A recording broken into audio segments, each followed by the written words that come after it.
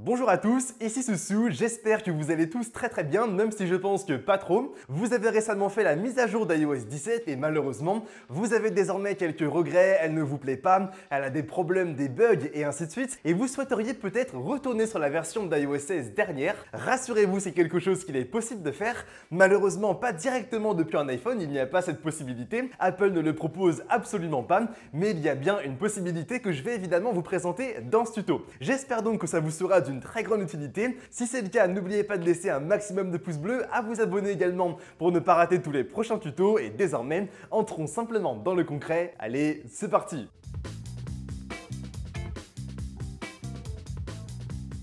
Pour commencer, je vous le dis maintenant, si vous avez potentiellement des bugs et des problèmes sur iOS 17, c'est probablement normal. Malheureusement, à chaque sortie d'iOS, il y a encore des problèmes. C'était le cas à iOS 16, 15, 14 et ainsi de suite. Et ce sera encore le cas à iOS 18, 19 et ainsi de suite. Malheureusement, à chaque sortie, en fait, on est sur une version d'iOS 17.0. Et par conséquent, on n'est pas encore sur la version d'iOS 17.1, .2, .3 et les bugs ne sont pas encore corrigés. Donc, je vous rassure maintenant, vous n'êtes pas le seul et donc par conséquent, il est vraiment recommandé de bien quitter la version d'iOS 17 pour retourner sur une version plus stable qui est donc iOS 16.6 si je ne me trompe pas actuellement. Donc par conséquent, vous aurez besoin en fait d'un outil pour le faire qui se nomme Dr Phone. Le lien pour l'obtenir sera donc dans la description de la vidéo et c'est compatible aussi bien sur Windows et sur Mac. Il n'y a aucun problème par rapport à ça, rassurez-vous. L'outil, il est vraiment assez global. Il vous permettra aussi bien de réparer potentiellement certains bugs et problèmes de l'iPhone, même sur Android c'est exactement pareil, mais aussi de faire plein d'autres choses comme le fait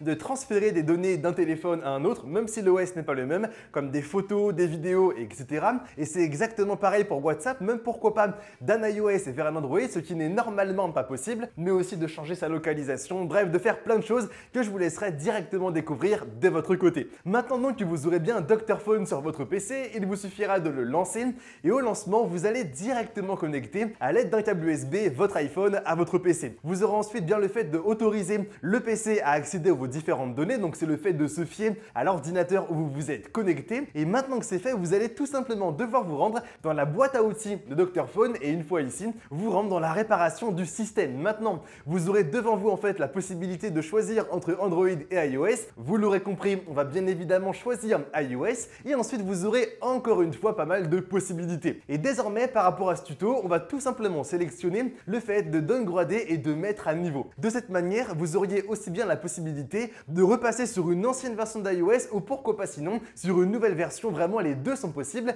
Et de notre côté, ce qui va nous intéresser, c'est vraiment le fait de bien repasser sur iOS 16. Maintenant, une fois ici, vous allez donc bien sélectionner le fait de rétrograder et ensuite devant vous, vous aurez tout simplement la dernière mise à jour d'iOS 16 qui sera disponible et qui sera vraiment adaptée à l'appareil que vous aurez connecté à Dr Phone. Vraiment, la compatibilité sera la bonne car c'est Dr Phone qui va analyser le téléphone qui a été connecté et ensuite il proposera simplement la bonne mise à jour qui est donc pour le téléphone que vous avez de votre côté car évidemment la mise à jour sera différente et son fichier aussi entre pourquoi pas un iPhone 10, 11, 12, 13 et ainsi de suite. Maintenant donc que vous aurez bien fait ça, il vous suffira de respecter les deux prochaines grandes étapes. La première sera donc le fait de bien télécharger iOS 16 directement sur le PC que vous avez. Donc comme je vous l'ai dit, c'est vraiment Dr Phone qui vous le montrera. Et ensuite la deuxième étape sera évidemment le fait de rétrograder directement le téléphone que vous avez. Donc encore une fois, vous n'avez rien à faire de votre côté, c'est vraiment directement Dr Phone qui va le faire pour vous. De votre côté, vous avez simplement à bien cliquer